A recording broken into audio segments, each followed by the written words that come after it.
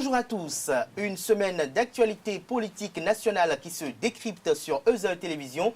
Chers amis internautes, bonjour. Merci de prendre le rendez-vous de votre émission hebdomadaire de décryptage de l'actualité politique nationale de la semaine sur Ezel Télévision, baptisée Info Hebdo. Au menu du décryptage du jour, 3 sujets à savoir les 4 années de gestion du régime du président Patrice Talon, lesquelles 4 années suscitent des commentaires et analyses.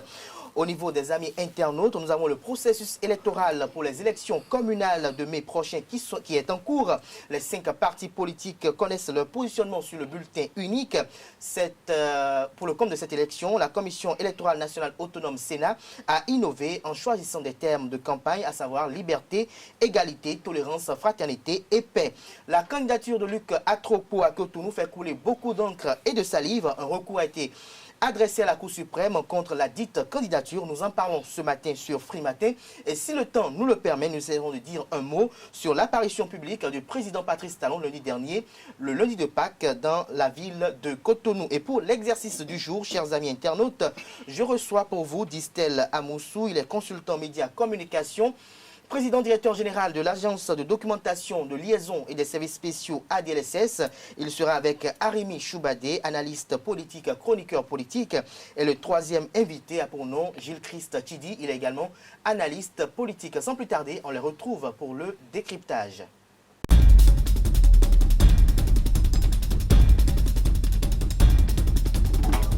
Le décryptage de ce jour, comme je l'annonçais à l'entame de cette émission, se fera avec Gilles Christ Chidi. Bonjour. Bonjour Kader, bonjour à tous les internautes qui nous suivent. Vous êtes journaliste, analyste politique, vous êtes face à Distel Amoussou. Bonjour. Bonjour Kader, bonjour chers amis internautes. Consultant médias, communication et président directeur général de l'agence de documentation de liaison des services spéciaux. C'est bien ça? C'est un plaisir d'être avec vous. Arimi Choubadé, bonjour et merci d'avoir accepté notre invitation. Bonjour Kader. Merci d'avoir accepté notre invitation. Je commence par vous, Distel Amoussou. Le président Patrice Talon, c'est vrai, vous avez déjà eu à effectuer une émission sur les antennes de Ezel Télévision, mais je vous repose la même question. Le président Patrice Talon a effectué 4 années de gestion du pouvoir d'État. Dites-nous, que peut-on retenir de façon sommaire de la gestion du régime du président Patrice Talon les 4 dernières années?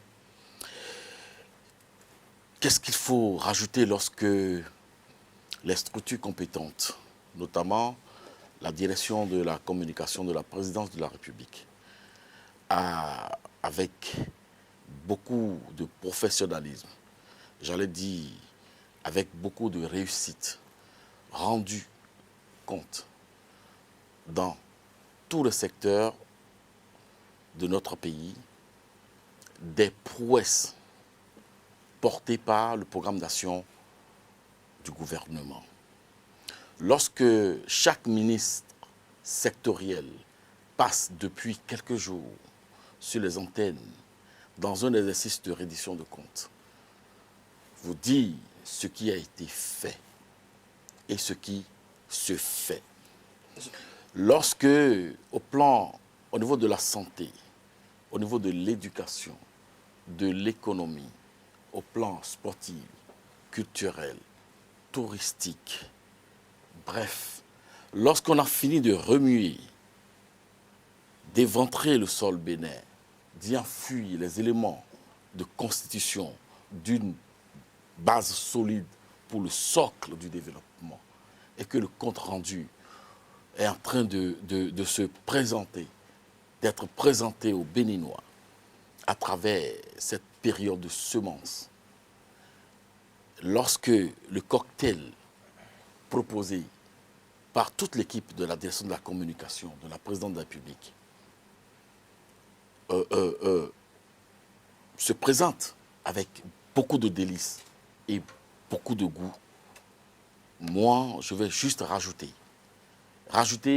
non pas comme les autres, mais rajouter et vous dire que tant qu'il reste à faire, il faut continuer de faire. Distel Amoussou, avant de me retourner vers Arimi Choubadé, j'ai bel et bien envie de vous poser la question de savoir si un passant ou un de vos voisins vous surprend dans la rue, qui est féru de vos postes, vous pose la question de savoir, Distel Amoussou, qu'est-ce que Patrice Talon a fait en 4 années? Concrètement, qu'allez-vous répondre? Alors, ce qui est particulier, à part ce qui est visible et palpable, et que tous les Béninois voient, je ne parlerai pas d'asphaltage, Je ne parlerai pas du retour au poste à travers la présence physique réelle des médecins. Je ne parlerai pas du confort que trouvent aujourd'hui les patients dans le traitement que leur offrent les hôpitaux béninois. Je ne parlerai pas de cantine scolaire. Je ne lui parlerai pas des repas chauds. Mais je lui parlerai de l'humanisation du social. Et contrairement à ce que nous avions vu par le passé, où le social était utilisé pour avilir la personne, notamment la femme. Mais aujourd'hui, le social a changé de visage. Le social s'est humanisé. Le social a tourné dos à l'animalisation de l'être humain. C'est un social vrai que nous vivons aujourd'hui.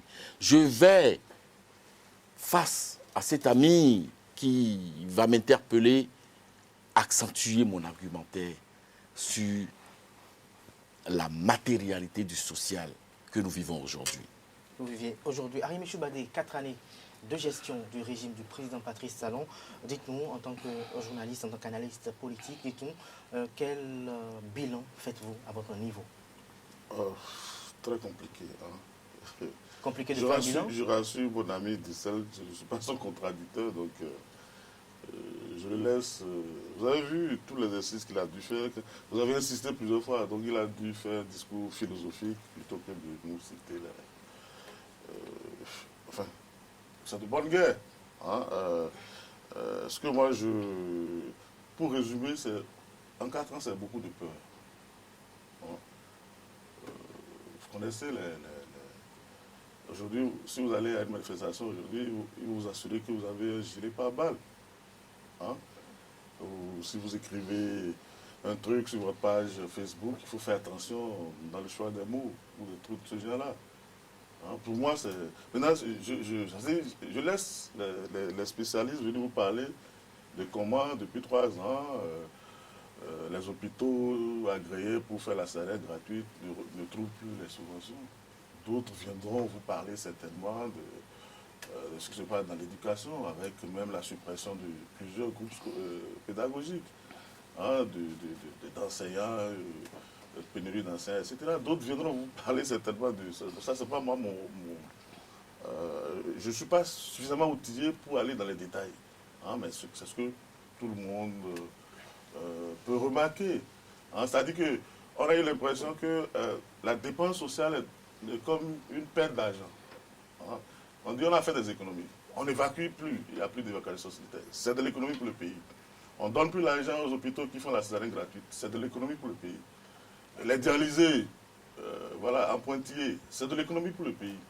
Hein. Et ça, c'est ça la croissance économique, etc. Enfin, c'est un choix, ce n'est pas moi qui détermine la politique de la nation. C'est un choix de gouvernance, c'est un choix politique, certainement. Mais moi, c'est ce que je vois. Est-ce que c'est bien? Est-ce que c'est mauvais? Les acteurs politiques viendront certainement vous donner leur appréciation par rapport à ça. Mais moi, avec les peu d'éléments, enfin, ce que moi je peux glaner, hein, ce que j'ai pu glaner en ces 4 ans, voilà à peu près ce que je pourrais vous dire. Maintenant, si vous voulez, le commentaire que vous pouvez faire. Oui, le constat que j'ai pu faire. Et puis, bon, vous avez vu les élections sans compétiteurs, hein, où c'est le parti unique à plusieurs noms, hein, qui désigne désormais tous les animateurs de la vie publique, etc. Même le parti politique. Hein, on a vu un parti politique tenir son congrès à Parakou, élire un organe exécutif, et puis le ministre de l'Intérieur, lui, il prend un récépissé pour nommer de nouveaux responsables. Oui, ça c'est... Si vous savez, nous, en termes, on nous dit analyste, mais on a des difficultés aujourd'hui à dire même à donner un nom au régime politique dans lequel nous vivons. On ne peut pas dire que c'est du parti unique, on ne peut pas dire que c'est la dictature. Même la démocratie, on nous a dit que c'est de l'anarchie.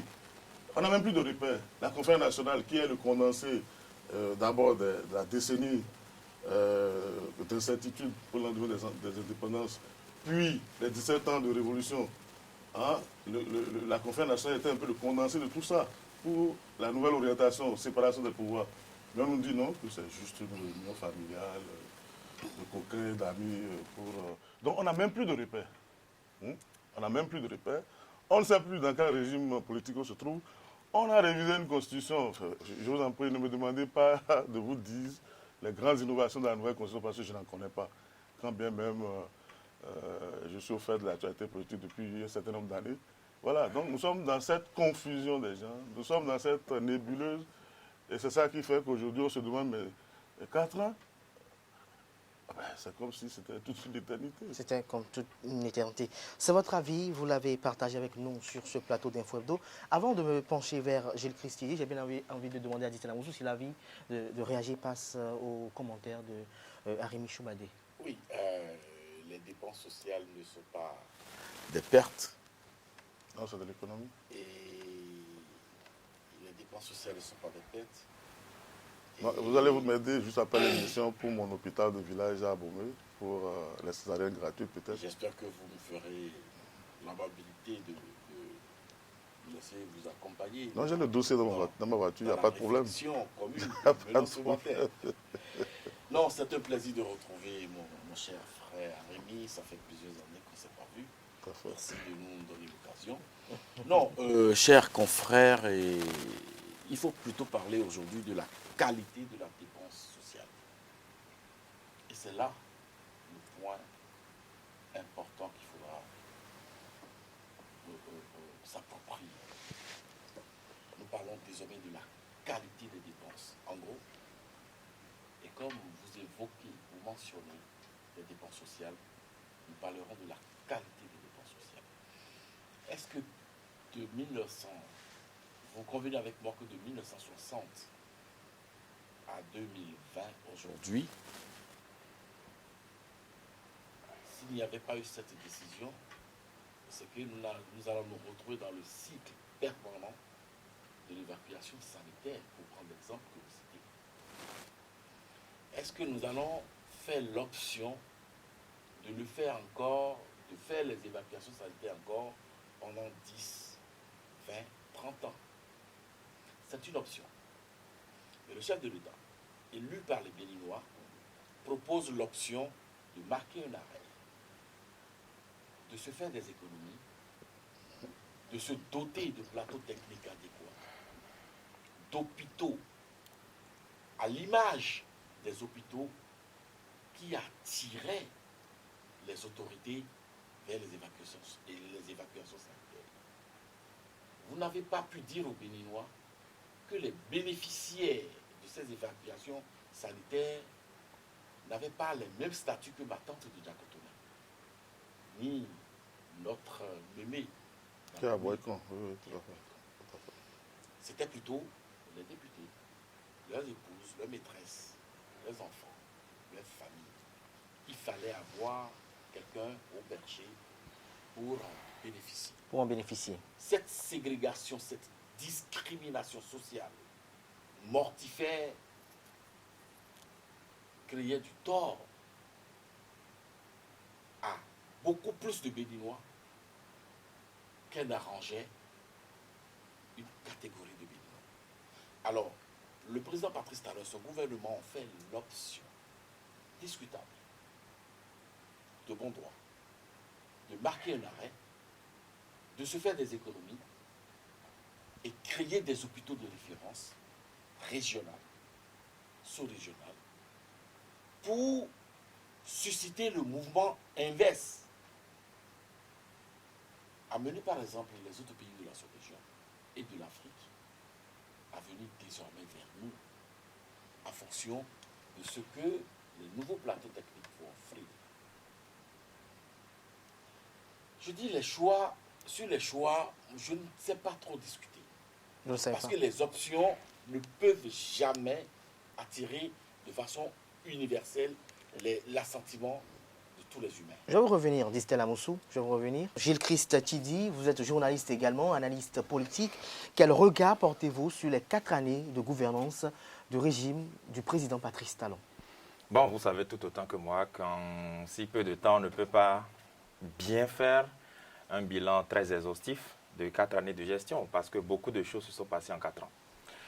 Et lorsqu'on retourne un peu pour pouvoir réussir tant soit peu ce bilan-là, il faut se mirer dans les promesses qui ont été faites par le candidat Patrice Talon, devenu chef d'État, et voir maintenant, après 4 années de gestion, quelles sont les différentes promesses qu'il a pu tenir. Allez-y. Et comment il les a tenues. Et vous vous souvenez qu'en 2016, le candidat Patrice Talon se présentait comme étant le candidat de la rupture.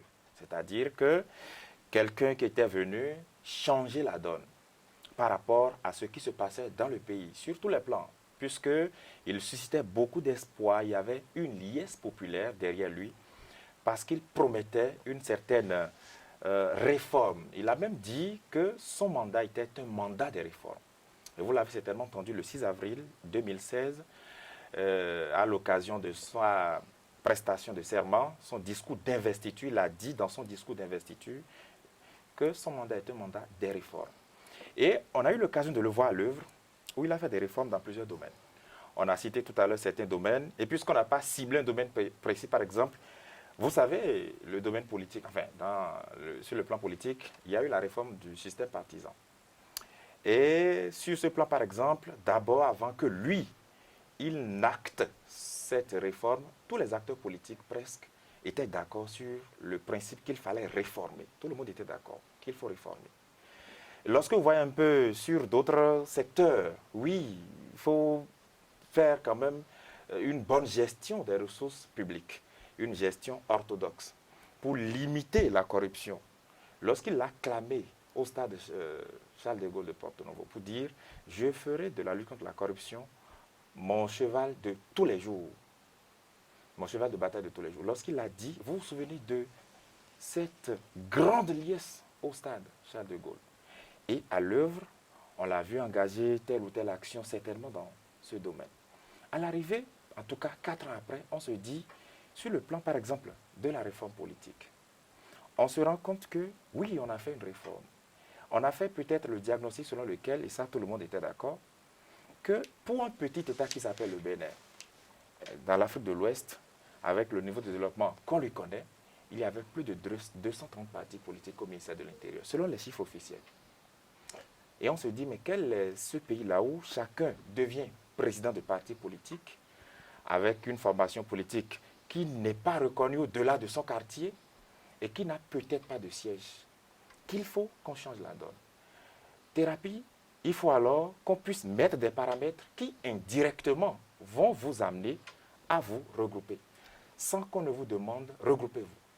Si par exemple la loi dit, c'est ce qui est le cas d'ailleurs dans la charte des partis politiques, qu'il faut que chaque parti politique ait un ancrage national. Donc, 15 membres fondateurs par commune, un siège par département, etc., etc.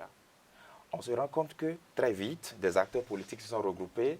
Si vous avez quand même une dominance ou une domination dans votre région et que l'autre a une domination dans sa région, vous vous mettez ensemble. Résultat, vous faites un même parti politique, mais chacun continue de travailler dans sa localité. C'est un peu la philosophie. Mais après, on se rend compte, lorsqu'on a évolué, on a expérimenté cette réforme, les élections qui ont suivi, et c'est jusqu'à présent la seule élection qu'on a organisée sous cette mandature, on a constaté que les élections ne se sont pas bien déroulées. Et tout le monde est d'accord dessus. Lorsqu'on fait un peu ce parallélisme, on se rend compte que sur le principe de réformer, tout le monde était d'accord, mais même peut-être dans la réforme, puisque il ne faut pas, attention, qui a fait la réforme? Ce sont les députés de la 7e législature. Ils ont beau râler, etc., etc., mais les lois ont été votées à la majorité. Peu importe les coulisses. Les députés que Patrice Talon est venu trouver au pouvoir. Voilà, qui sont venus, enfin, que le président de la République est venu trouver. Donc, c'est eux, avec en tête le président de l'Assemblée nationale, Maître Adrien Mbedi, qui ont voté ces lois-là. Après, vous voyez que ces lois-là les ont tenus au cou. Peut-être a-t-on utilisé ces lois pour faire du mal à tel ou tel. Le débat peut se faire, mais on a été aux élections et on se rend compte que pour des législatives, des élections qui permettent au peuple d'envoyer ses représentants pour parler en son nom, on se rend compte que c'est 2 partis politiques qui soutiennent les actions du chef de l'État qui se retrouvent à l'Assemblée nationale. On a beau tout dire, réforme ou pas, c'est une très mauvaise note qu'on a enregistrée et il faut qu'on le dise. Après, lorsque vous voyez par exemple sur le plan de la lutte contre la corruption, vous constatez encore une fois que le Bénin a été une vache à lait, que tout le monde s'est mis à traire, et peut-être parfois au nez, à la barbe de tout le monde. Et impunément, lorsque le chef de l'État dit « je vais lutter contre la corruption », ça a suscité beaucoup d'applaudissements parce qu'on se rendait compte que tout le monde venait chercher sa part du gâteau. Et lorsque vous voyez le chef de l'État à l'œuvre, on a vu d'abord des interpellations, beaucoup d'interpellations. Et après, lorsque vous vous asseyez la tête froide, vous pouvez faire un commentaire, c'est-à-dire on fait une remarque selon laquelle tous ceux qui sont interpellés peut-être appartiennent à un bord ou sont majoritairement dans un bord. Et on se retrouvera à se demander pourquoi c'est toujours les gens d'un même bord. Mais le chef d'État a déjà répondu à cette question pour dire qu'après lui, ceux qui viendront feront encore le même exercice avec les cadres actuels. Donc, sur ce plan, on n'a pas à peut-être lui faire... Voilà, on n'a pas peut-être à lui faire un procès, mais on aurait tort de ne pas faire la remarque. Vous constatez. Et puis, sur le plan sanitaire, je ne suis pas vraiment spécialiste de cette question, donc je ne vais pas dire des approximations, mais je constate aussi que, et peut-être pour vous laisser la parole, oui, que l'un des grands reproches que je peux faire à cette gouvernance, étant entendu qu'aucune œuvre humaine n'est pas faite et aucun chef d'État n'a jamais suscité l'unanimité dans son pays. Ça n'existe pas. Donc, l'un des grands reproches, c'est sur le plan social. On a beau tout dire. Vous savez, c'est vrai que le social ne consiste pas à distribuer de l'argent à tel ou tel, ou à dilapider des ressources publiques. Mais le social consiste peut-être à faciliter la tâche aux citoyens dans l'exercice de leurs activités, à permettre aux entreprises de bien vivre, à permettre à la jeunesse de s'occuper. Mais qu'est-ce qu'on a constaté? On a constaté que oui, le principe était là, c'est-à-dire qu'il faut faire une gestion orthodoxe, il faut, etc. Il faut rationaliser le social, mais on en a un peu fait de trop. C'est-à-dire qu'on a trop pressuré les choses à tel point que tous les citoyens, ou enfin la majorité des citoyens, loin de Cotonou, loin des villes urbaines, vous allez voir que le Bénin n'est pas toujours un paradis de part et d'autre. C'est notre niveau de développement, mais il faut qu'on soit lucide pour pouvoir le reconnaître. Et il faut reconnaître que sur ce plan-là, peut-être l'une des bonnes notes, c'est que sur le plan des concours, on a organisé un concours récemment au profit des forces de sécurité. Je n'ai pas entendu des contestations. Donc, il va falloir qu'on puisse reconnaître cela et dire que on n'a jamais, enfin, le Bénin n'a jamais autant enregistré vraiment des pertes d'emploi, des licenciements abusifs, des licenciements massifs qu'à l'heure actuelle. Pourquoi? Peut-être pour rationaliser tel ou tel, mais c'est un constat qu'il faut faire objectivement. Voilà. Qui est fait objectivement par Gilles Christ, qui dit, avant de retourner vers Distella Moussou, Arimi Choubadé, j'ai bien envie de vous poser une question. Dites-nous, qu'est-ce que vous reprochez concrètement à la démarche du régime Talon? Qu'est-ce que vous reprochez? Non, moi, je n'avais rien à reprocher au régime Talon. Moi, je ne suis pas...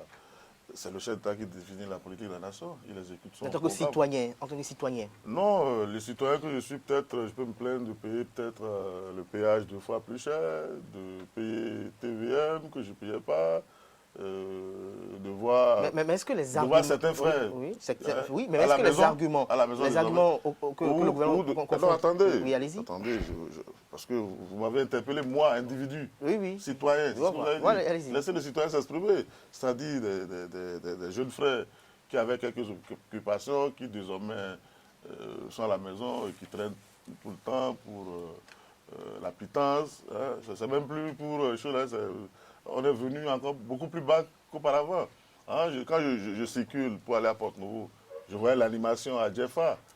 Hein, aujourd'hui, vous passez par là, vous avez de l'argent dans l'herbe, des groupes électrogènes, des engins lourds, des camions frigorifiques, excusez-moi, qui gisent dans l'herbe.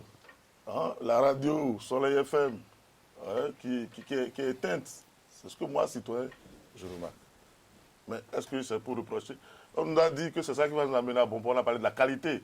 C'est-à-dire qu'aujourd'hui, il y a des citoyens qui ne valent pas la peine, qu'il faut jeter aujourd'hui, et les citoyens de qualité qui vont nous amener au bon port. C'est un choix, c'est un choix politique. Comme on a dit, vous avez vu, on a dit qu'il y a des partis politiques malpropres. Vous amenez votre dossier chez le ministre de l'Intérieur. Il choisit qui il veut. Il prend les récépissés pour nommer des dirigeants comme il veut pour des partis politiques. etc. Parce que c'est ceux-là qui vont nous amener à bon port. Moi, ce n'est pas des critiques que je fais, ce n'est pas des reproches. Je remarque, tout simplement. Hein, et puis, vous êtes d'accord avec moi que les faits que j'évoque, vous n'avez pas le contraire à me poser. Et donc, voilà, c'est ce que moi... Le contraire, peut-être, Distel Amoussou va vous l'opposer. Non, pourquoi va me poser... Non, je vous en prie, ne me mettez pas en antagonisme avec mon ami Distel. Hein. Je dis les choses... Je ne mets pas en antagonie, mais non, puisque je ne savais pas que c'était lui qui serait ici, donc je ne me suis pas préparé pour l'affronter. Hein, donc, il n'y aura même pas d'affront parce que nous allons faire une complémentarité d'analyse et de réflexion. Donc, moi, pour la construction de notre pays. Tel que je les ressens. Tel que vous les ressentez, donc, on vous a compris. Oui, c'est sûr que nous ne sommes pas du même côté. Est-ce que vous n'êtes pas du même côté? Il y a la distanciation, tout à fait. Voilà, donc je comprends qu'il puisse avoir des préoccupations pas forcément pareilles aux miennes. Mais ce que moi je dis, c'est ce que je ressens. Je ne parle pas au nom d'un peuple, au nom d'une... mais que suggérez-vous, Arimi Choubane? Ce n'est pas par rapport aux réformes. On dit oui, j'ai été élu pour la réforme. Mais c'est une insulte à l'intelligence. Tous les jours, c'est la réforme. C'est la rupture. Tout à l'heure, vendredi sera rompu ou samedi. C'est la nature humaine qui est réforme. Tout change tous les jours. Quelqu'un ne peut pas venir comme programme, je réforme. Vous pouvez me dire le régime au Bénin qui n'a pas réformé. Mais la réforme, les écoles que nous avons fréquentées jusque-là nous disent que la réforme est précédée de la doctrine. C'est-à-dire qu'avant d'aller à la réforme, on a fait beaucoup de débats. Et on a plusieurs options. Maintenant, le politique fait l'option qu'il veut. Mais aujourd'hui, on fait de la magie. C'est-à-dire, on n'a rien dit de nulle part. Et du jour au lendemain, vous découvrez. Arimi Choubane, avant de me retourner vers Distel, j'ai une question un peu précise. J'ai une question un peu précise. Est-ce que ce que vous reprochez à la démarche du gouvernement, est-ce que c'est le diagnostic qui est fait par le régime ou bien c'est la pédagogie dans la conduite des réformes? Quand je prends par exemple la réforme du système partisan, comme l'a évoqué tout à l'heure Jean Christ, est-ce que vous êtes d'accord avec le fait que le nombre de partis politiques qui existaient, la manière dont les partis politiques animaient la vie politique, est-ce que vous êtes d'accord avec cela? Je ne sais même pas pourquoi ça le gêne. Qu'on ait 1000 partis politiques au Bénin. Je ne sais pas si lui, parce qu'il a 1000 partis politiques, il est malade. Je ne sais pas. Ce n'est pas une réforme. Vous savez, non, mais ce n'est pas moi qui ai fait la réforme. Attendez. Prenez les grands États que nous imitons. Les partis, il y en a aux États-Unis, il y a plus de 500 partis. Même si à la fin, c'est deux grands qui ont les faveurs de pronostics et qui... C'est comme ça que ça se passe. Vous et moi, on peut se décider. C'est la liberté d'association, de réunion. On n'a pas à limiter. Néanmoins, dans l'organisation de la vie des partis, il peut y avoir des critères qui vous obligent. Par exemple, en France, quand on a voulu qu'il y ait des regroupements, qu'est-ce qu'on a fait? On a fait le financement des partis. Et parce qu'il y a des seuils qu'il faut atteindre avant de pouvoir bénéficier. Et donc, forcément, les gens se mettent ensemble. On ne les impose pas pour dire non, dans notre pays, nous aurons 4 partis, nous aurons 5 partis, ou bien 200 partis, c'est trop. Ça n'existe pas. Vous ne pouvez pas. C'est ça ce qu'on appelle. Ce n'est pas une réforme, c'est une humeur. Parce que, même le diagnostic vous dérange. Parce que ça vous dérange d'avoir 200 partis, vous faites la loi en sorte qu'il n'y ait plus de 200 partis. Ça, c'est une humeur. Ce n'est pas une réforme. C'est pas une réforme. La réforme doit être précédée de la doctrine, c'est-à-dire d'un débat, des sachants, si vous voulez, citoyens, etc. Avant, les reproches qu'on faisait aux partis politiques, hein, c'est peut-être l'animation. On a l'impression qu'au niveau de la qualité de l'animation, il y a un problème. Justement parce que les partis aujourd'hui, ils sont tous dans la même... On ne sait pas qui finance l'activité. Ils vont faire... Bon, c'est vrai que la campagne serait peut-être handicapée par la pandémie, mais ils vont sortir de l'argent. Personne n'ira demander d'où vient cet argent. On dit qu'on lutte contre la corruption. Alors que ce n'est pas les élections que nous désignons tous les dirigeants de ce pays. On ne commence pas par là. On ne veut pas savoir l'argent. Oh, c'est de l'argent de la corruption qui va les faire élire. Personne ne sait. Peut-être qu'il y a pire. Peut-être que c'est l'argent même des braquages. Peut-être que c'est l'argent de la drogue, etc. On ne sait pas. Et c'est sur cette réforme-là qu'on attendait tout le monde. On disait la fin des télécommandes. C'est ça la réforme que tout le monde demandait. Ce n'est pas la réforme du système partisan, c'est le financement des partis politiques. Et on a édulcoré, on a trouvé un enjoliveur pour un générique pour parler de réforme du système partisan, pour en réalité légaliser, mettre dans la loi les humeurs du chef. On vous a compris, Arimi Choubane. Tous les problèmes que vous voyez que des élections se soldent par des tirs à balles réels sur des citoyens.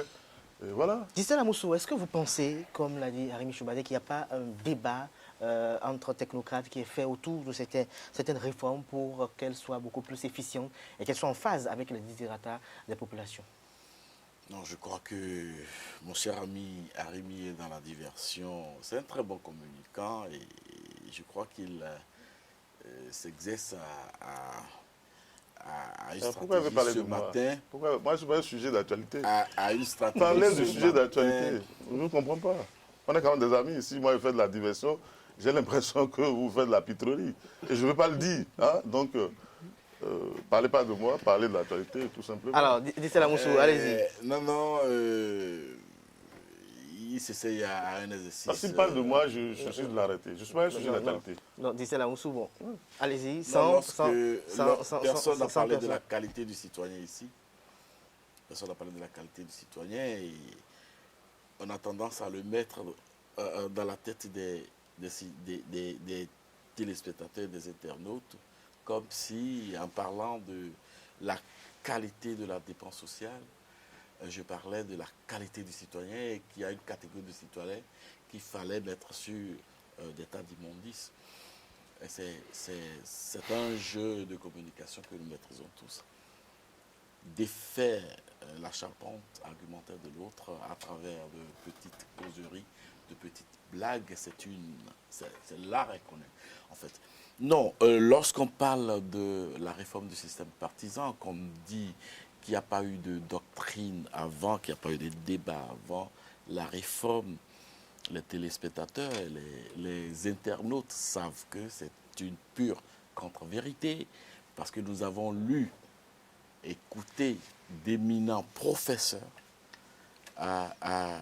spécialistes de la question, avant, n'est-ce pas, les réformes, avant que les réformes ne soient actées.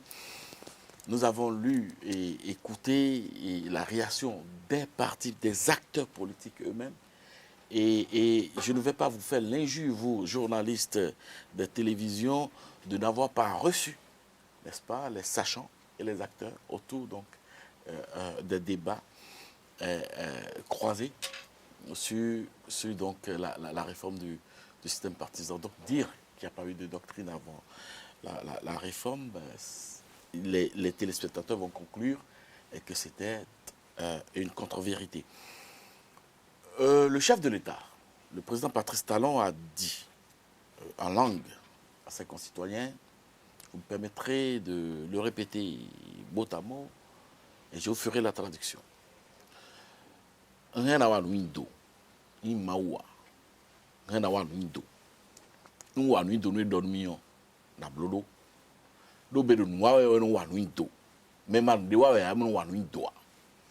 Ça veut dire littéralement, je peux me tromper.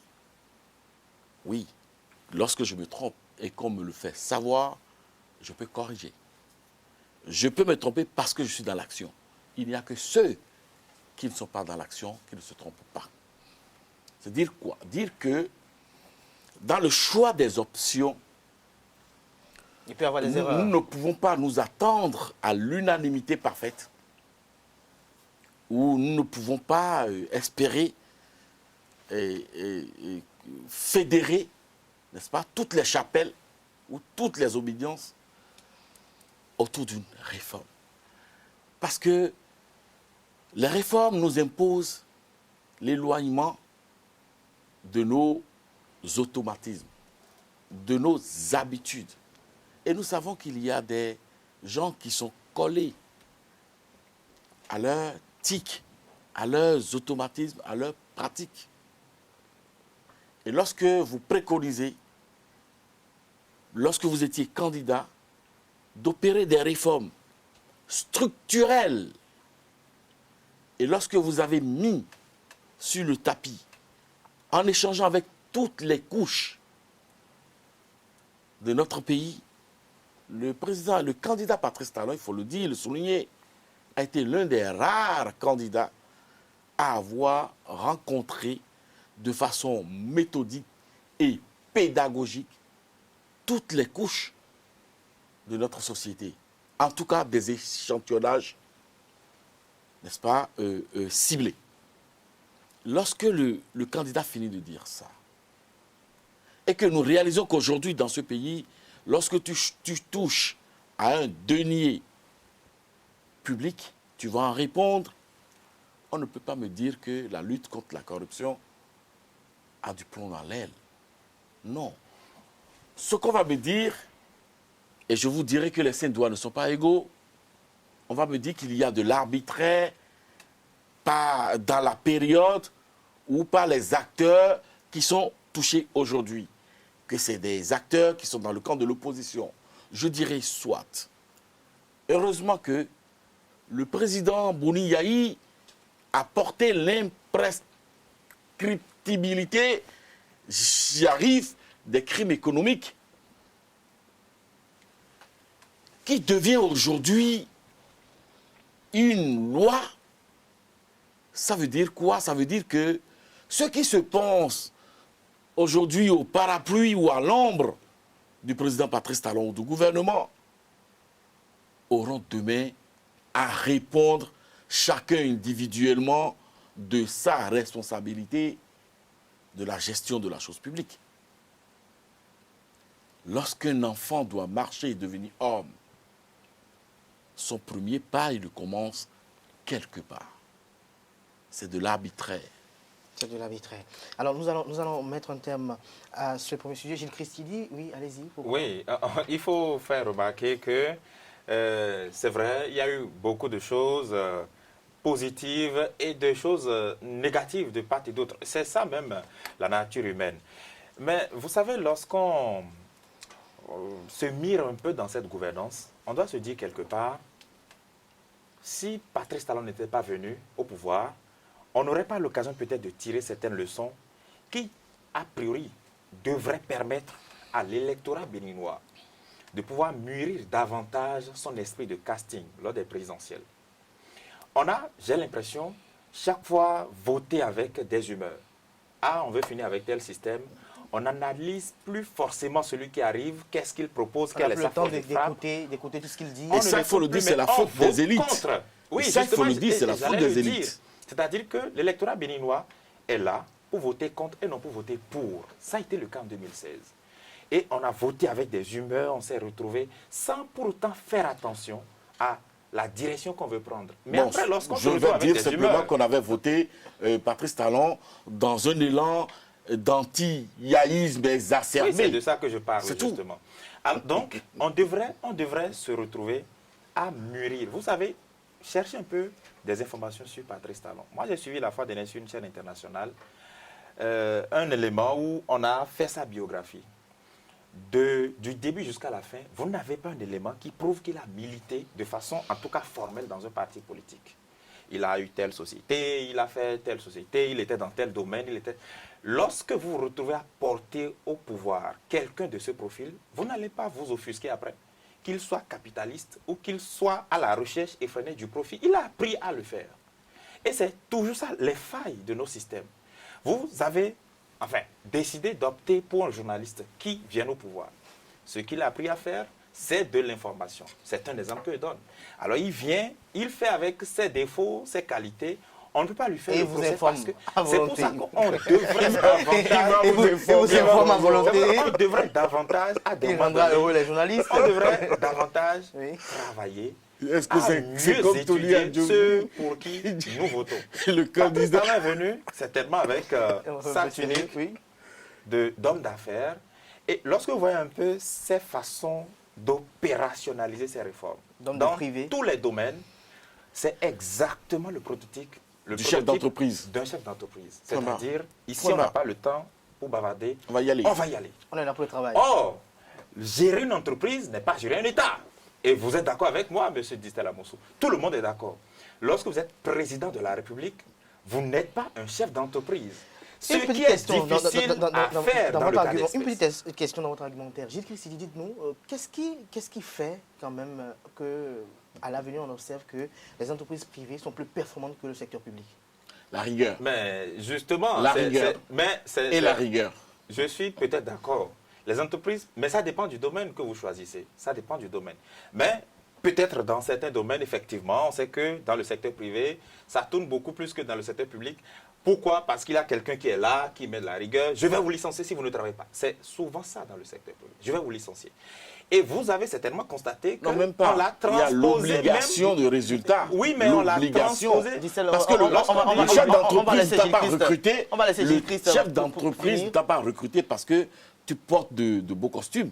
Non, il t'a recruté parce que lui veut les résultats sur son chiffre d'affaires. Je suis d'accord. On va Mais lorsque compris, vous exercez dans une entreprise, que vous soyez bon ou mauvais, n'importe comment, d'abord, quelle que soit votre compétence, votre expérience, votre expertise, lorsque le chef d'entreprise est derrière vous, bâton derrière, il faut faire, vous allez finir par craquer, quelle que soit votre compétence. Il n'est même pas Et c'est obligé ça, d'être derrière parfois, vous. c'est que Parce qu'il y a des, l'on observe il y a dans des des manuels de entreprises procédure. où Il y a on vous des dit, manuels de attention, procédure. Dites imaginez, cela, par monsieur, s'il vous exemple, plaît, oui. attention, si tu ne fais pas ça, je vais te licencier.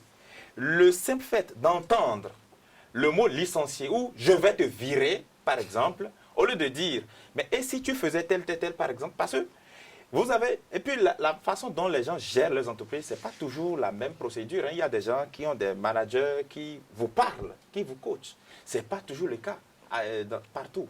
Et lorsque vous devenez chef d'État et que vous confondez l'État à l'entreprise, c'est ça qui fait que parfois on a l'impression que vous êtes trop dur, vous êtes insensible. Parce que le chef d'entreprise, il vous vire sans état d'âme. Alors ici, comment la Parce qu'il y a la matérialiser? recherche de nos résultats. Oui, et comment la matérialiser? La loi sur l'embauche, par exemple. On prend la loi sur l'embauche et on vous dit, si par exemple vous faites la moindre erreur, on vous licencie et quel que soit le motif de licenciement, on ne peut pas vous payer plus de 9 mois. C'est opérationnel actuellement au Bénin.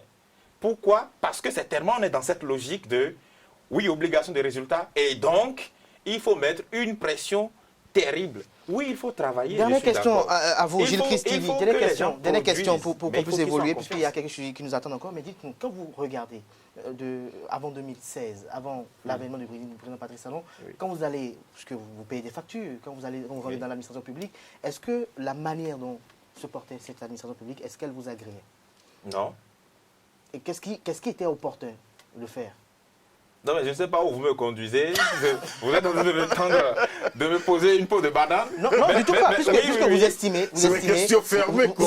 puisque vous estimez que Oui. il y a une confusion Je sais là où vous voulez en venir. l'entreprise et Oui. l'État, Oui. et vous estimez que parfois il y a des mesures qui sont peut-être, je dirais, trop radicales, Oui. mais quand on regarde Oui. l'état dans lequel le pays se portait en Oui. 2016, quand Oui. on regarde également comment dans l'administration des cadres se permettent le luxe de venir au service à 11 heures, d'autres sont là parce qu'ils doivent servir, il y a une longue file d'attente devant eux, mais ils se préoccupent beaucoup plus sur leur smartphone ou peut-être sur leur écran télé. Quand on voit un peu le laxisme qu'il y a dans l'administration publique, est-ce qu'il n'était pas opportun à un moment donné de vouloir, je dirais, changer de paradigme en mettant beaucoup plus de rigueur pour, je dirais, amener les uns les autres à prendre conscience pour le patriotisme qui devait être de mise? Alors, est-ce que ce lacisme-là a complètement disparu aujourd'hui? Mais, On a réglé le problème ensemble. mais ça a diminué considérablement. Ah bon? Bon, D'accord, c'est vous qui nous le n'allons dites. pas en faire un C'est débat vous- du c'est vous- berger. Non, mais je vais répondre à la ça. bergère, Je vais oui, répondre allez-y à très ça. rapidement, oui. Le service public dont vous parlez, ça dépend aussi de là où vous voulez aller et du service dont vous avez besoin. Effectivement, tout le monde est d'accord que nous avons eu, ou du moins au Bénin, un service public des dorés où on vous dit oui, c'est levé. Bon, attendez, vous ne le trouvez Mais est-ce qu'aujourd'hui vous constatez Mais ça encore? aujourd'hui, moi j'ai été au Trésor, je vais pas récemment, j'ai passé toute une journée sans faire ce que je veux faire. Si vous dites que ça a changé, peut-être vous avez vos indicateurs, j'ai les miens, mais on ne peut pas, c'est pour ça que je dis, moi je ne voudrais pas faire dans du sentiment. On ne peut pas dire tout de go, voici la thérapie qui est efficace à 100%. Non, il faut corriger les choses, mais vous ne pouvez pas en vouloir corriger. Vous êtes à Usaï TV, d'accord. Vous êtes là et je suppose qu'on vous dit, Kader, si pour cette émission, telle chose se produit, je te vire, je suis sûr que vous allez capituler.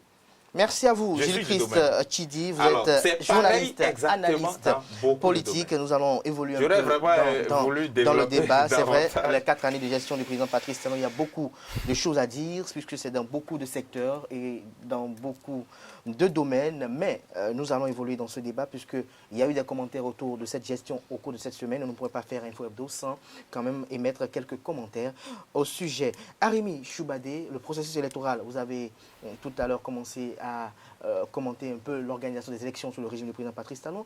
Nous avons la deuxième élection sous le régime du président Patrice Talon, les élections municipales et communales. Le corps électoral a été convoqué, la Commission électorale nationale autonome a mis les bouchées doubles pour que tout ce qui est de sa responsabilité soit effectif. Nous avons les partis politiques qui ont connu cette semaine leur positionnement sur le bulletin unique. Il y a une innovation, celle du choix de thématiques, à savoir liberté, égalité, tolérance, fraternité et paix. Dites-nous, quelle lecture, quel regard portez-vous globalement sur tout ceci? Non, moi, il y a eu des... Ça se joue, hein.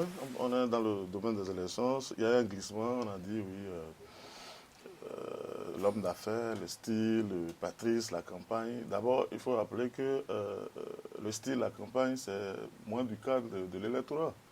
Hein. Le candidat n'a pas pu réunir à peine 22-23%. Hein. Au premier tour au moins, c'est ce que ça vaut. Après, vous allez me dire que oui. Voilà. Ensuite, l'entreprise, c'est-à-dire qu'aujourd'hui, nous avons un Parlement qui est comme un conseil d'administration, hein, ou 83. Et puis, vous allez voir, il y a le système de parrainage, où un candidat potentiel part déjà avec 83 parrains potentiels. Hein? C'est-à-dire que, on a dit, au moins les gens avaient le choix de choisir entre un éclopé, un cordonnier, tout ce que vous voulez. Aujourd'hui, il n'a plus ce choix. Je vous dis, 83 déjà garantis pour une même personne. On ira peut-être... vous avez suivi ce qui se passe pour les municipales. On ne va pas répéter ce que des gens ont répété ici, ou que c'est une élection arrangée entre copains. Hein, ou même la liste qui est censée être la liste de l'opposition s'est révélée en réalité le cheval de Troie du pouvoir. Et donc là encore, ça veut dire que c'est une seule personne qui va choisir les candidats. Choisir déjà les candidats. Hein? Parce que oui, c'est le choix de qualité, la gouvernance de qualité. On ne va plus laisser n'importe qui venir être candidat. Donc c'est ça le processus actuel.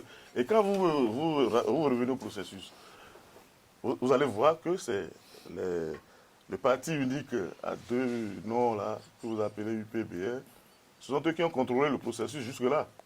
C'est eux qui sont au COS. Et le COS qui devait rendre la liste électorale, puisque c'était une actualisation, qui devait rendre la liste depuis janvier, l'a rendu il y a quelques jours seulement. Avec l'appui, bien entendu, l'accompagnement de la Cour constitutionnelle. Et puis quoi encore? La Cour constitutionnelle ne les a pas prorogés dans le temps. On les a laissés de janvier, je crois que c'est en mars que la Cour a dit oui, vous pouvez continuer, moi je vous donne mon option. Et donc, c'est eux qui ont contrôlé, qui contrôlent l'actualisation du fichier. Maintenant, vous allez voir le reste qui va se dérouler. D'ailleurs, on a dit qu'on n'avait pas besoin de campagne. Puisque, bon, si on devait faire la campagne avec la situation sanitaire du pays actuellement, ça va être compliqué. Pourquoi faire une campagne alors qu'on sait que bon, tout a été arrangé? Toutes les listes, je ne vais pas répéter ce que quelqu'un a dit sur le plateau ici, toutes les listes ont été arrangées par la même personne. Et donc, cette personne-là aura la totalité des parrains sous sa coupe. Et vous allez voir dans un an les choix qu'on va vous proposer pour être dans lequel vous allez faire votre choix. C'est ça la qualité de notre gouvernance aujourd'hui. Je suis sur ça. Ça a dit qu'il nous faut une gouvernance de qualité. Et c'est une seule personne qui définit cette norme de qualité. Hein? Et donc, voilà. Donc, qu'est-ce que vous avez à dire sur un système, sur une élection que vous voyez vous-même? C'est la première fois depuis 1995 au Bénin que le fichier électoral n'a pas connu, si vous voulez, la participation d'autres formations politiques que le parti unique à deux noms. C'est vrai, c'est une avancée. Non, ça fait trop de stigmatisation. Moi, ce n'est pas une stigmatisation. Si c'est faux, vous dites que c'est faux. Maintenant, si c'est vrai, si le COS, dans le COS, il y a autre gens que BR, des formations politiques se sont réunies. S'il y a d'autres formations politiques dans le COS que BR, UP, vous le dites.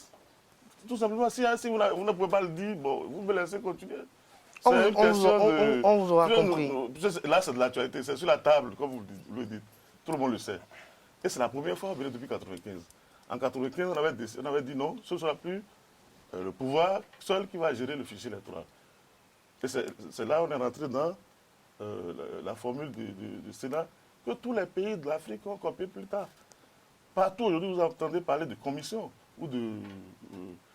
comment on appelle-t-on? Enfin, commission ou... En tout cas, tout ce que vous voulez. Mais il y a un truc paritaire où vous avez opposants et mouvementiers pour gérer le fichier électoral, puisque les contestations naissent de là. Aujourd'hui, c'est une seule chapelle qui gère cette histoire-là. Et c'est une seule chapelle qui a arrangé toutes les listes, comme on avait fait pour les législatives.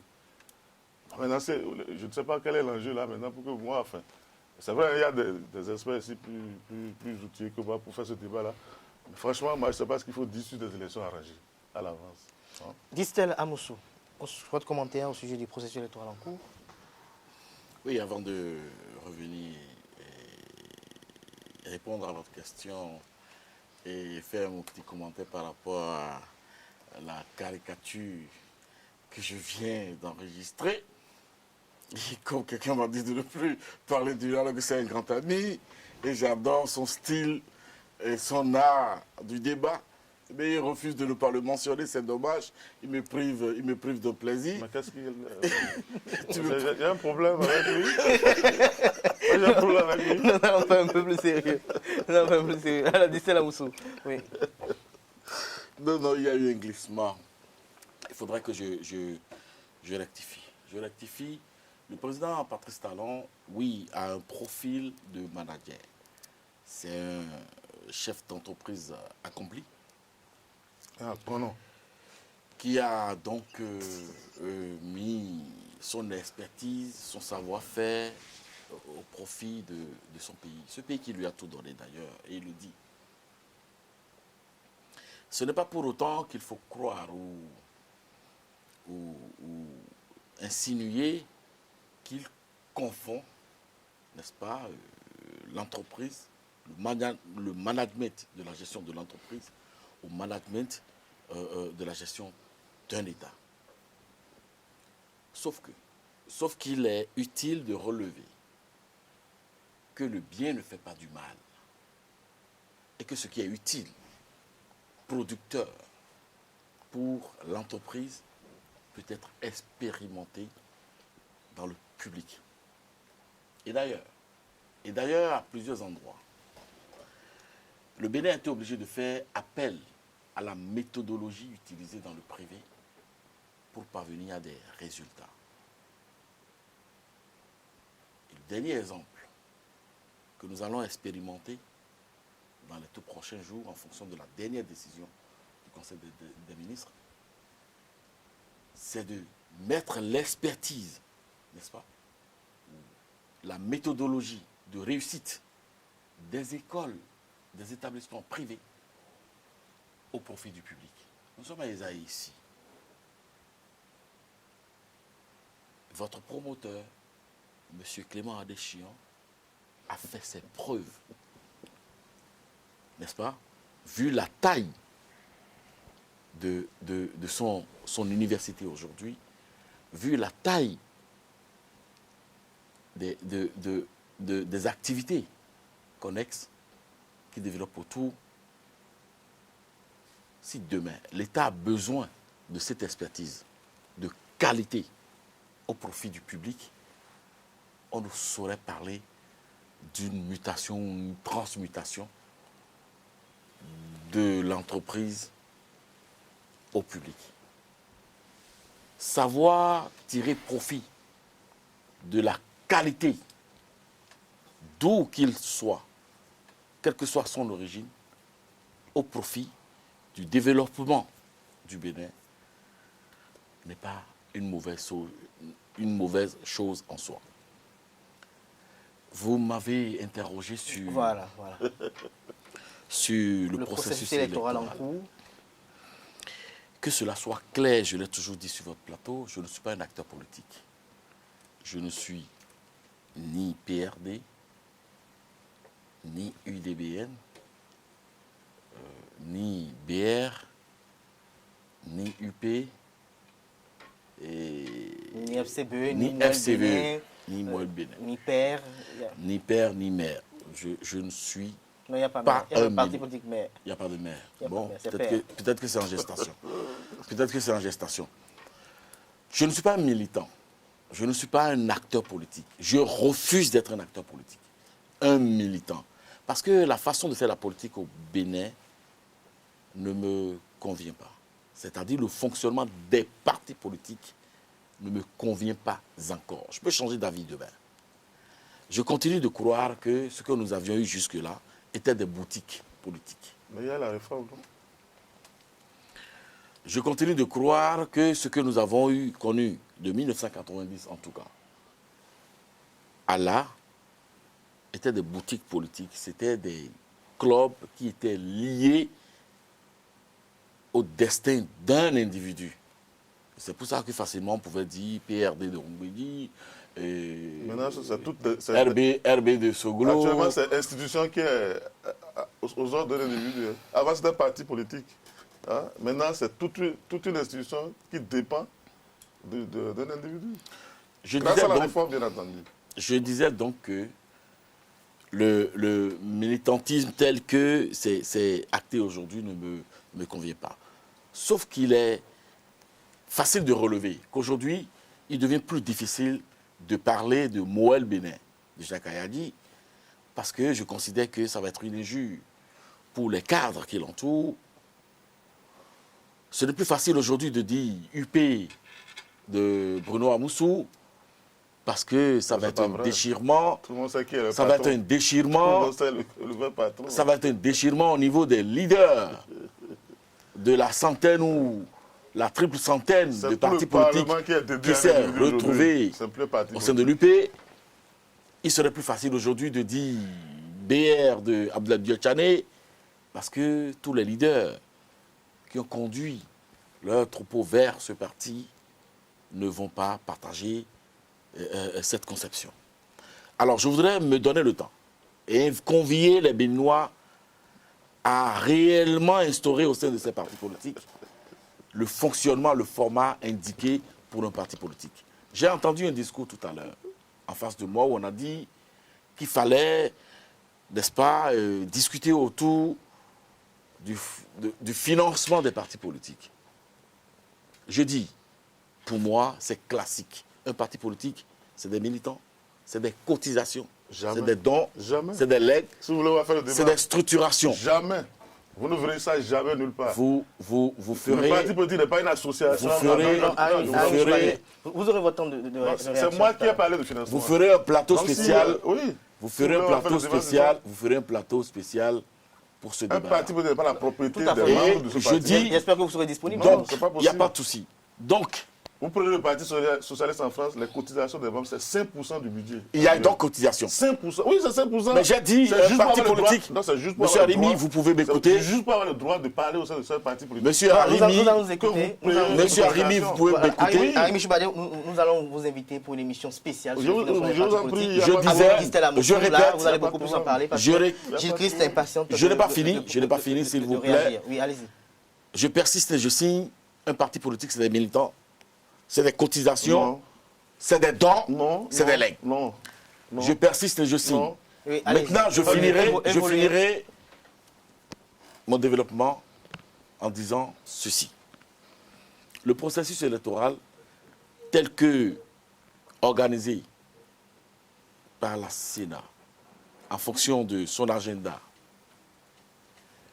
moi, n'est pas nouveau pour moi. Simplement parce que notre institution autonome chargée de l'organisation des élections a capitalisé de la connaissance, a fait du chemin, a de l'expertise aujourd'hui, n'est-ce pas? Expertise avérée. Et je voudrais donc saluer simplement l'innovation qui a été introduite cette année, c'est-à-dire le choix des thématiques.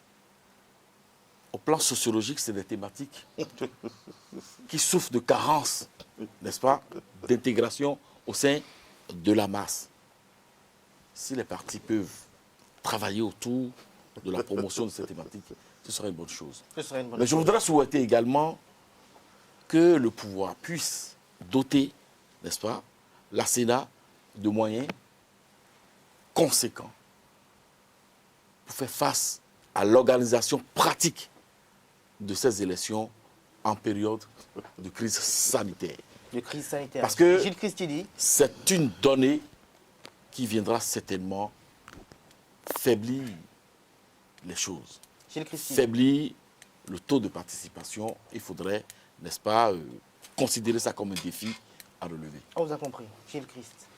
Oui, bon, je crois que jusqu'à présent, c'est que la date des élections est maintenue, le 17 mai.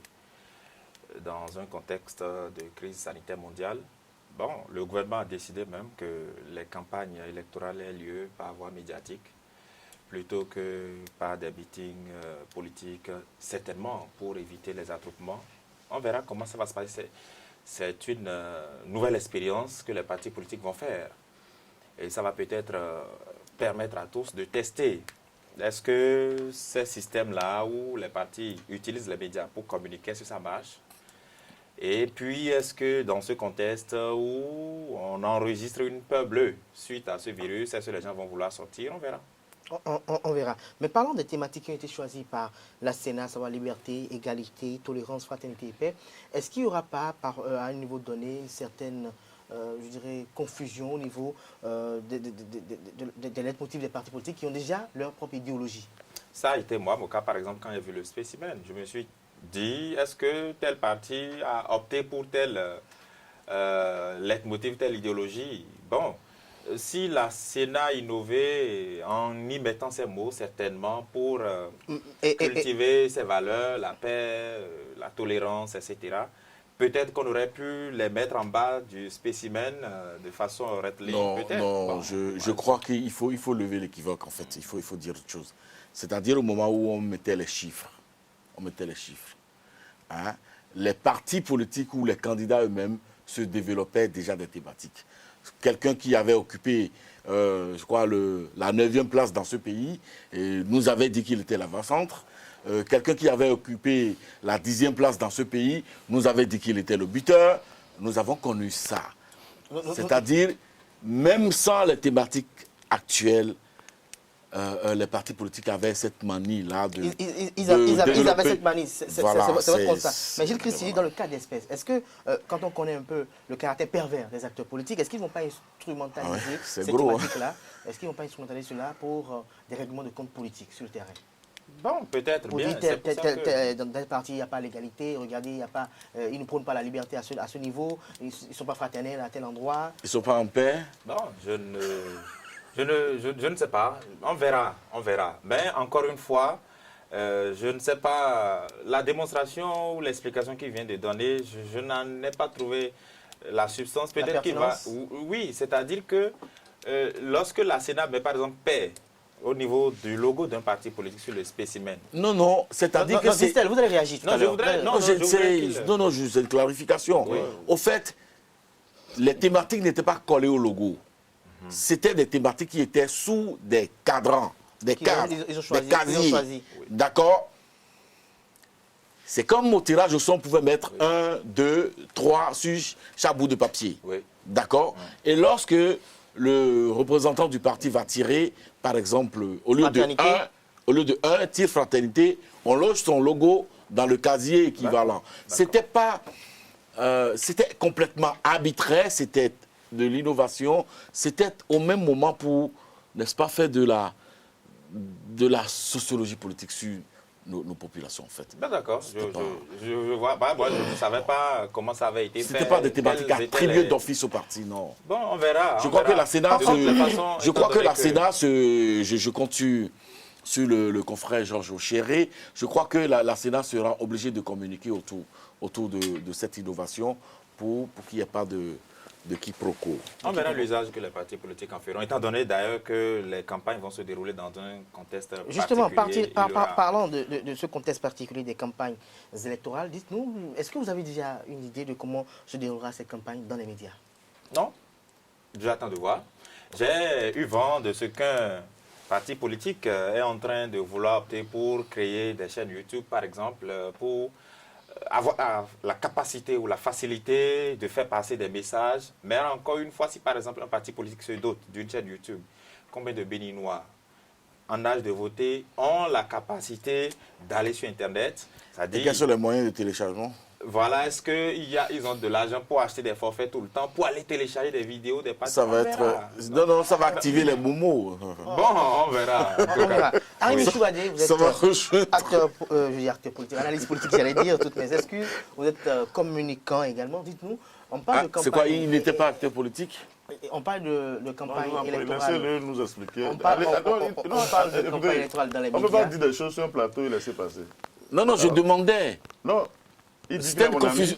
Vous voyez, ils sont comme ça. Il dit qu'il est mon ami, et pourtant, il ne sait pas si je suis... Non, c'est qu'on s'est vu, ça fait une dizaine d'années. Donc, on s'est vu, ça fait une dizaine d'années, donc je ne sais pas si j'entends. Nous allons vous me dites non. aux taquineries. Non, c'était juste une blague. Vous me dites Arimi non, vous Choubadé, n'êtes pas acteur politique, c'est bon. quoi. Dites-nous, on parle de campagne électorale dans les médias. À quoi pouvons-nous nous attendre? Il paraît que c'est réforme, non? Il y a une pandémie qui sévit, celle de la Covid-19. Et donc, Moi, je vois que, comme c'est une élection arrangée, ils peuvent même donner les résultats au lieu d'aller de nous faire l'économie. On va faire sérieux, S'il vous plaît, je suis sérieux. Si on vous dit que c'est une même personne qui a supervisé la confession de toutes les listes, ça veut dire, allez trouver vos archives. Si vous ne suivez pas l'actualité, ne comptez pas souvent pour le rattrapage. Hein? Si vous ne suivez pas le plateau sur lequel vous venez régulièrement, ce n'est pas à vous de vous rappeler ça. Je suis désolé. Suivez ce qu'un éminent rupturier a dit sur ce plateau.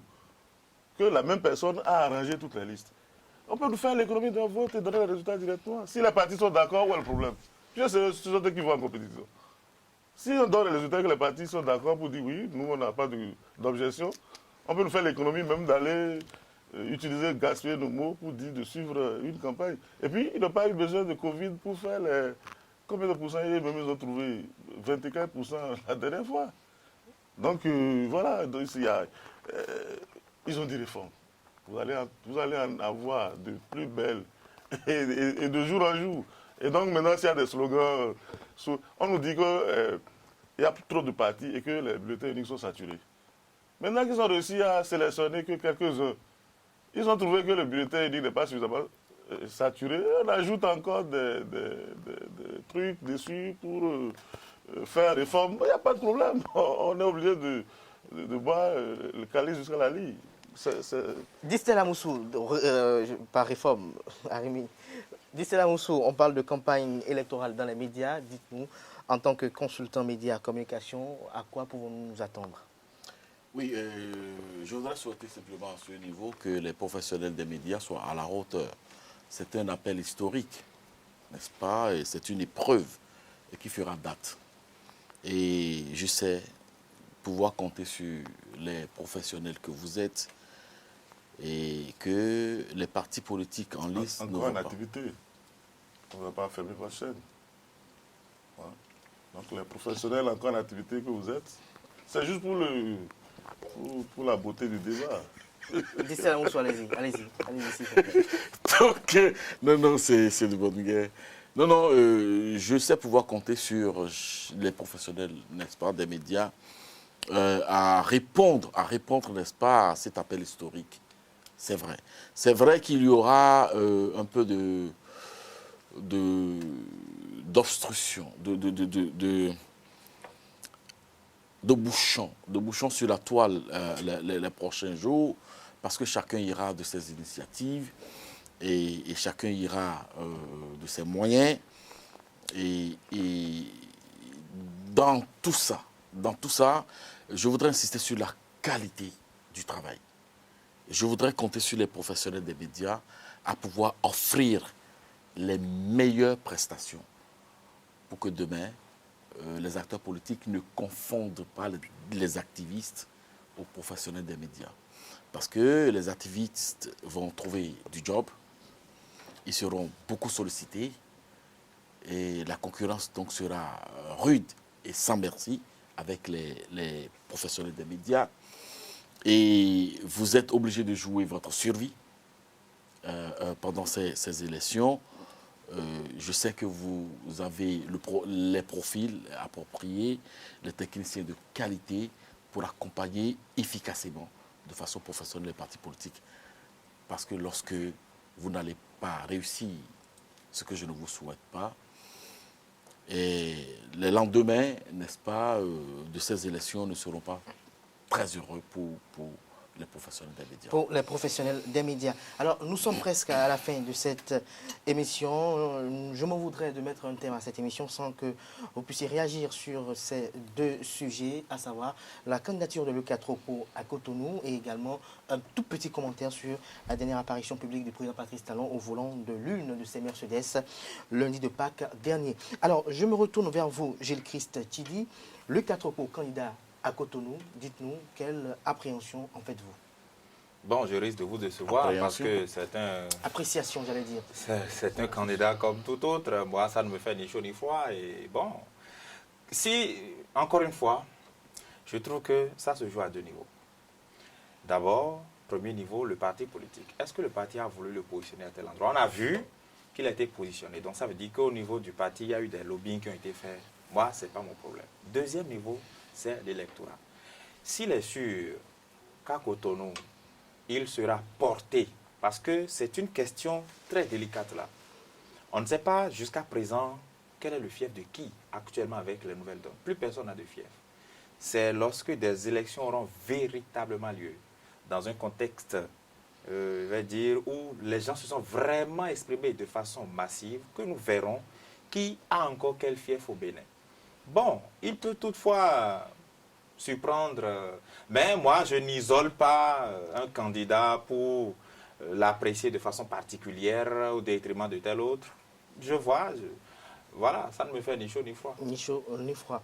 Arémi Choubadé, Luc Setondia Tropo, maire de Boycon, candidat aux élections municipales et communales prochaines à Cotonou. Quelle lecture faites-vous de ce positionnement? Moi, je n'ai aucun avis sur le sujet. Je vois que ça passionne déjà, mais bon, ça m'a toujours étonné qu'on fasse autant de bruit sur... Moi, je n'ai pas d'avis. Je ne sais pas ce que je vais vous dire sur cette histoire-là. Je vous dis que l'élection elle-même est arrangée.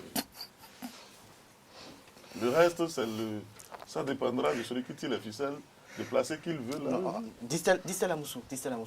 Luc Setondia Tropo, candidat à Cotonou. Il y a eu un recours qui a été adressé contre sa candidature à Cotonou qui est déposé au niveau de la Cour suprême. Alors, lorsque le recours se retrouve devant la Cour suprême, je me garde d'opiner là-dessus. Je laisse le juge faire son travail.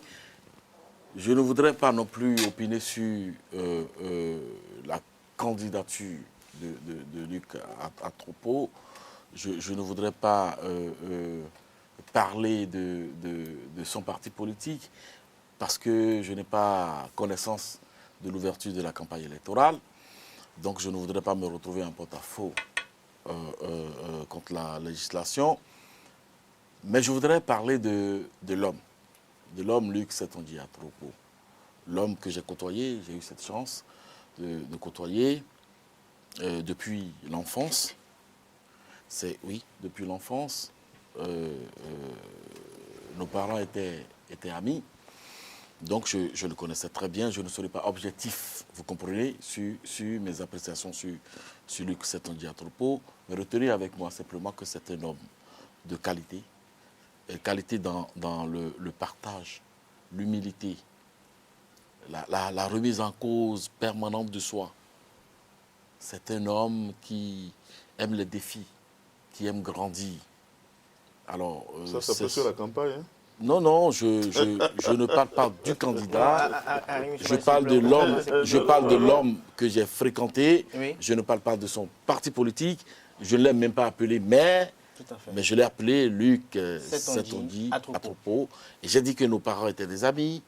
Nous avons chacun des histoires avec lui. Et donc c'est pour dire, on m'a posé la question. Vous ne voulez pas vous mêler. Arémi, vous avez laissé Distel Amoussou réagir. Non, je ne l'arrête pas. Non, vous l'arrêtez. Je remarque seulement, c'est tout. Vous l'arrêtez. Non, Vous avez eu l'occasion de parler de lui. Et vous avez décliné. Donc c'est parce que vous avez dit au début que vous ne voulez pas faire la campagne. Puis après, vous commencez... Non, je ne fais pas la campagne, là. Ce n'est pas une campagne. S'il vous plaît, on va évoluer un peu. Je donne mes appréciations sur l'homme. Allez-y très rapidement, Distel. J'en ai fini, d'ailleurs. Vous en avez fini, d'ailleurs. Merci à vous, Distel Amoussou. Ne dites pas que vous arrêtez, vous pouvez continuer. Gilles Christidi, très rapidement, Patrice Talon a été aperçu à bord de l'une de ses voitures, tout seul, sans garde du corps, lundi de Pâques dernier. Les commentaires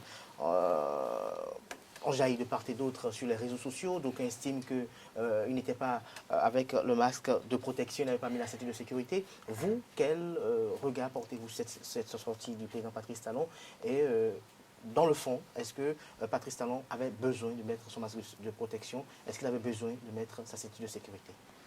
Bon, je ne comprends pas très clairement le mobile qui a sous-tendu cette polémique. C'est une polémique qui ne devrait pas exister. Patrice Talon, c'est un citoyen après tout. S'il a jugé bon de circuler dans sa voiture sans garde du corps, bon, c'est son choix. Il peut bien se faire des plaisirs, tout comme nous tous. Personne ne sait comment nous on se déplace. C'est vrai qu'il a maintenant le manteau de président de la République. Bon, ce que les gens pouvaient faire, ils l'ont fait, c'est-à-dire le filmer. C'est un événement. On l'a filmé, ça a circulé partout. Mais après, on ne va pas lui en vouloir pour ça. Alors, sur la question, par exemple, de la protection du masque, moi, je ne suis pas un spécialiste des épidémies. Je ne suis pas épidémiologiste. Je ne suis pas spécialiste des pandémies non plus. J'ai remarqué que le gouvernement a décidé, à travers une décision, que chaque citoyen du cordon sanitaire, c'est-à-dire il y a 12 communes qui sont ciblées à 15. D'accord, qui sont ciblées dans le cadre d'un cordon sanitaire. Le gouvernement a décidé que chaque citoyen, qu'il soit dans la rue, à pied, à moto ou en voiture, qu'il se munisse d'un cache-nez. Moi, d'abord, je me demandais si j'ai mon propre véhicule ou je suis seul dedans. J'ai fermé mes vitres. Est-ce que j'ai besoin de me protéger contre moi-même? Moi, je n'ai pas réussi à avoir cette réponse, mais je n'ai pas entendu de façon explicite dans le communiqué, le gouvernement dit, y compris les conducteurs qui sont seuls dans leur véhicule. Je n'ai pas vu ça. Mais il s'est avéré que des policiers ont interpellé des conducteurs qui sont seuls dans leur véhicule. Vous voyez? Sans cache-nez, on les a interpellés. Ça s'est produit, j'ai assisté à ça. C'est ça qui a fait dire aux gens, mais comment se fait-il que le chef d'État n'a pas eu son cache-nez? Après tout, si par exemple, la polémique n'avait pas existé avec des gens qui se sont fait interpeller, peut-être que les gens n'en arriveraient pas là. Mais encore une fois, je me dis que si je suis seul dans ma voiture, et ça, je n'ai pas besoin de m'appeler Patrice Talon pour que la polémique existe, enfin, pour que cette réflexion ait lieu. Est-ce que si je suis seul dans ma voiture, je dois encore porter un cache-nez avec tout ce qu'on dit là? Si les virologues, les épidémiologistes disent oui, il y a un risque, on s'en tiendra à ça. Mais pour l'instant, voilà ce que j'ai constaté et je ne comprends pas les différentes polémiques de part et d'autre. Voilà. Arémi Choubadé, qu'est-ce qui aurait motivé cette sortie du président Patrice Talon de Pâques dernier? Non, je vais laisser mon temps de parole à mon ami sur ce sujet. Je suis sûr qu'il a de très bonnes à nous raconter sur ça. Voilà, je lui passe mon temps d'antenne. Il prend son temps, il ajoute le mien pour nous développer tout ce qu'on a eu à voir. Moi, je n'ai pas d'avis sur le sujet, je vous en prie. Je n'ai pas envie d'en rajouter à la polémique. Donc je lui laisse mon temps de parole. Distel Amoussou. Oui, je crois que la direction de la communication de la présidente de la République trouvera les créneaux si elle en juge nécessaire de nous dire, n'est-ce pas, ce qu'il conviendrait de retenir de cette sortie, n'est-ce pas, du chef de l'État. Et n'étant pas à la direction de la communication de la présidente de la République, n'ayant pas lu des éléments de langage officiels, n'est-ce pas, ou des analyses officielles de la part du gouvernement, de la direction, notamment de la direction de la communication de la présidente de la République, je ne pourrais pas, n'est-ce pas, dire exactement les tenants et les aboutissants, n'est-ce pas, de cette sortie. Patrice Talon seul au volant, sans... Alors, citoyen béninois, citoyen béninois, et je vais dire que cette sortie met en contradiction, met en souffrance le communiqué du ministère de l'Intérieur qui imposait systématiquement à tout citoyen, n'est-ce pas, à pied, à moto ou à véhicule, de porter son masque.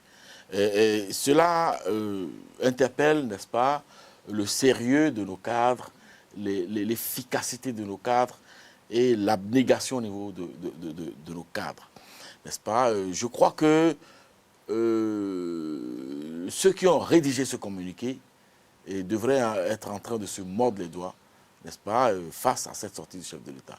Parce que le problème s'est posé. Le problème s'est posé véritablement pendant que les policiers sont en train d'interpeller des citoyens béninois pour les mêmes faits, n'est-ce pas? Le premier responsable de la nation se retrouve dans la même posture qu'incrimine les forces de l'ordre. Alors ça fait quoi? Ça fait que il y a la posture du chef de l'État et ce que dit le communiqué entre les lignes et la réaction des policiers. Et je crois que ce soit le porte-parole de la police ou la direction de la communication de la présidence de la République, il doit pouvoir trouver les moyens de cohésion, n'est-ce pas, et dire, n'est-ce pas, ce qu'il adviendrait de dire à l'opinion et à quoi l'opinion devra s'en tenir. Mais il reste que lorsqu'un autre communiqué ne vient pas, n'est-ce pas, modifier les dispositions du communiqué actuel qui impose à tout citoyen le port du masque en véhicule, en moto ou à pied, il faudrait, pour éviter toute tracasserie policière, s'en tenir à cela. Parce que vous ne pouvez pas expliquer à chaque policier, et n'étant pas, comme le dit le spécialiste de la question, ah non, je suis tout seul dans mon véhicule, je ne... Mais est-ce que quand on est tout seul dans son véhicule, est-ce qu'on peut s'en passer, Stella Moussou? Pardon? Est-ce que quand on est seul dans son véhicule, on a monté les vitres, est-ce qu'on peut s'en passer du masque de protection? Non, non, moi personnellement, si vous demandez mon avis personnel, je vous dirais oui. Parce que sinon, vous allez me demander de mettre le masque sur mon lit. Si je suis seul dans mon véhicule et que j'ai mes vitres fermées, n'est-ce pas, et que vous m'imposez de mettre le masque, c'est-à-dire que si je ne fais rien, je ne dis rien, vous allez me dire demain de mettre le masque avant d'aller me coucher. Et je ne sais pas comment je vais respirer. Merci. Ça va poser un problème. C'est que nous sommes dans un contexte où les gens peuvent filmer le chef de l'État. Alors, je me suis demandé la question aussi sécuritaire? Non, c'est même pas là le problème. Wow. S'il s'était muni de son cache-nez, les gens le reconnaîtraient aussi. L'objectif, c'est qu'il soit reconnu peut-être. Je ne sais pas. L'objectif, c'était de se faire reconnaître. Tout le monde connaît Patrice Talon. Oui. Je crois que non, quand on remarque il y a un vide communicationnel. Moi, et lorsqu'il y a un vide communicationnel, et lorsqu'il y a vide communicationnel, c'est la supputation qui s'installe. Et je crois que la direction, enfin, les structures appropriées feront leur devoir. Merci à vous, Distel Amoussou. Je rappelle que vous êtes consultant médias communication, vous êtes président directeur général de l'agence de documentation de liaison des services spéciaux ADLSS. Vous étiez avec Gilles Christ Chidi, journaliste, analyste politique, et votre ami de longue date, Arimi Choubadé. Merci de m'avoir donné l'occasion de le retrouver. Politique. Chers amis internautes, c'était Info Hebdo de ce jour sur EZA Télévision. À samedi prochain pour un autre numéro.